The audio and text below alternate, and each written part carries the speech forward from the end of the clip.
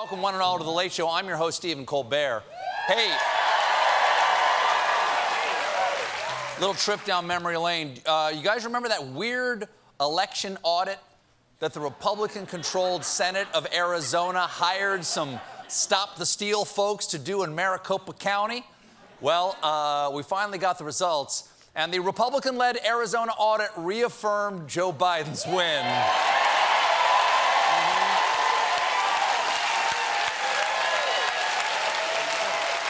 I agree. Well done. Which brings us to a breaking news alert. The Late Show is ready to project that Joe Biden has won Arizona, and therefore, Joseph Robinette Biden is still president of the United States. We go now live to election headquarters to our number cruncher, Steve Kornacki, still standing by since last November. Steve, what do you have for us? Damn it. God, I told you. I forgot to feed him. Should have got him one of those cat fountains. This audit is a crushing humiliation for the GOP because not only has Biden found to be the winner again, but the search for fraudulent ballots actually yielded 99 additional votes for Biden and 261 fewer votes for the former president. Wow. Wow. He really did get tired of winning. The audit was conducted by a firm called Cyber Ninjas, who had no history or expertise in the area and whose CEO endorsed wild conspiracy theories that the 2020 election was rigged and stolen from the former president. So they hired MAGA fans, and even they couldn't say that number 45 won. That's like hiring your mom to judge the handsomest boy contest and still losing to a 78-year-old guy from Delaware. Now, good-looking man, though. Good, fine looking. Robinette. The Cyber Ninjas also messed with the voting machines, so now Maricopa County will have to spend $3 million to replace them. But since they're ninjas, maybe they already have.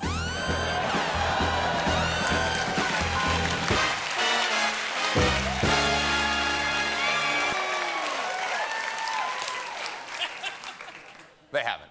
So, Biden has won Arizona, and the Republicans all know it. They called for the audit, they paid for the audit, they conducted the audit, which confirmed the former president lost on the forensic audit. Or as he put it, we won on the Arizona forensic audit yesterday at a level that you wouldn't believe. Yes, we wouldn't believe. So nothing's going to shut this guy up. No matter what the results are, he's just going to go out and say he won. He's not playing three-dimensional chess. He's not even playing regular chess. He's just shoving the bishop up his butt and yelling, Yahtzee!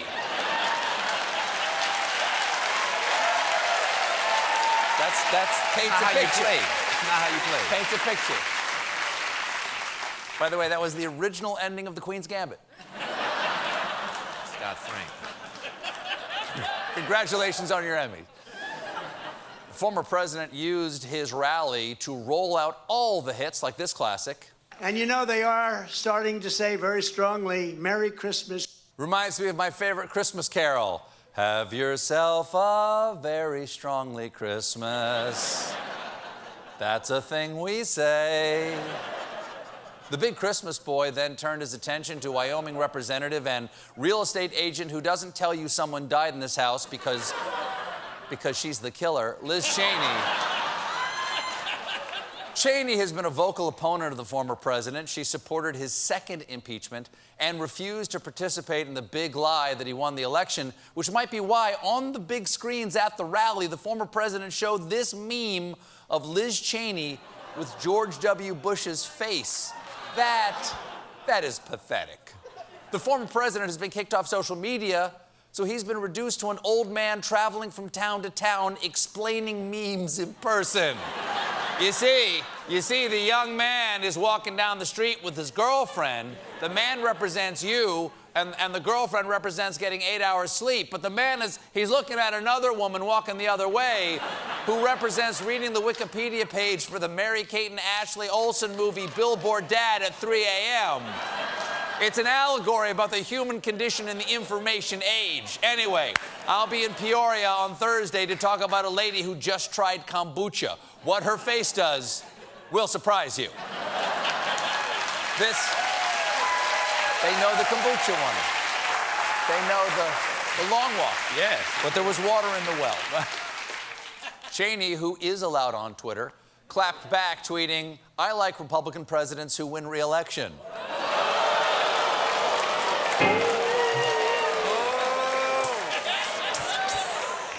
Sick burn, Liz, you got him. Or to put that another way, mission accomplished. One mission, don't forget, one mission that is not accomplished is getting the nation vaxxed, but the president did his part today, getting his booster shot on live television. That is the first prick I've seen in the White House since January. Now, I understand, sure, why not? Sure. What? Huh? I understand he was doing this on camera to encourage everybody to get the shot, and that's a good thing.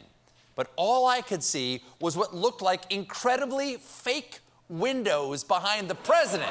It's a fake room. Like when Captain America fell unconscious in the 1940s, then woke up now, except Joe Biden wasn't preserved in ice in between. Now, our head of research, and this is absolutely true, our head of research, Brandon Marianacci, actually called the White House to ask if those are real windows. And the White House said, and again, this is absolutely true, "We'll get back to you." You'll get back to us? You shouldn't have to double check if a window is a real window. That's like a doctor saying, "Let me run some tests, and once we get your blood work back, I'll be able to tell you if I went to med school." Okay, hold on. I'm being told in my deaf ear that Brandon, is this true? Brandon has heard back from the White House. Let's get the exclusive scoop. Brandon, you actually spoke to officials in the Biden administration today.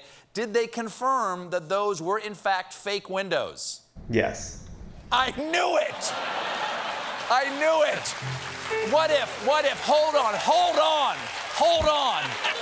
What if fake windows are just the start? Was the booster real? Was that his real arm? What if it was cake? Remember when everything was cake? Is it Laurel or is it Yanni? Brandon, am I spinning out of control? Yes. Wait, was that just the pre-tape of the yes we used earlier? Yes. Thank you, Brandon. We'll have more on Windowgate as it continues to not matter at all. Some people are not only refusing the free life-saving medicine, they're angry about it. This weekend, some New Yorkers defied local mandates and stormed a Staten Island food court, refusing to show proof of inoculation. Well, I mean, they just couldn't resist all the options you get at a Staten Island food court. There's Paulie's Meatballs, there's Sal and Son House of Meatballs, there's Cinemeatball, Auntie Anne's Meatzels. Crowd of around 20 included all the usual COVID experts like Tony Soprano, who skipped therapy, and a guy wearing a Q Sent Me t-shirt. In this case, Q stands for Quiznos. So, what were the anti-vaxivists there to do? Eat! That is what we're here to do! Pick Everybody, go get food and eat. That is what we're here to do. Then we're going to meet back over there and go into the food court area and sit our butts down and stay as long as we like. I'm sorry, that's not a protest.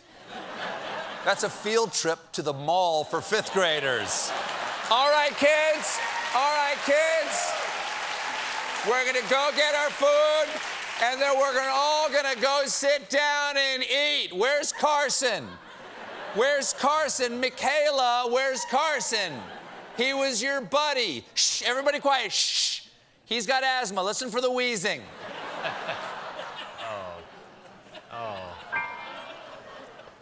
They find him. It has a happy ending. Thanks to vaccine hesitancy, red states are having far worse consequences from Delta than blue states, or as they call it, being great again.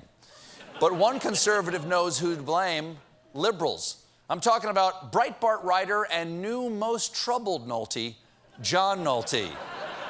Last week, Nolte pinched out a column that claimed the organized left is deliberately putting unvaccinated MAGA supporters in an impossible position where they can either not get a life-saving vaccine or can feel like cucks, caving to the ugliest, smuggest bullies in the world. Yep, typical bully behavior. Hey, dweeb, give me your lunch money so I can help you make healthy choices in the cafeteria. 2 COVID shots for flinching. Oh, you are live meat, buddy. Nolte goes on to say he sincerely believes liberals are trying to trick conservatives into not getting vaxxed using reverse psychology. He got me. As the son of an NIH immunologist, I have made it my life's mission to keep people from getting vaccinated using the proven science of reverse psychology. But I didn't realize I had this much power. So to all my MAGA viewers watching the next day on the internet looking for coded messages, I just want to say, don't get the vaccine, because it'll make your balls swell to an enormous size. Even if you don't currently have balls, they will become giant magnetic orbs, which will emit a 5G signal so strong that Bill Gates will use it to watch Netflix. And I know you'll all believe me because you're all smart as a bag of doorknobs. We got a great show for you tonight. My guest is billion star Paul Giamatti. But when we come back, I give the Colbert questionnaire to Mr. Jon Stewart.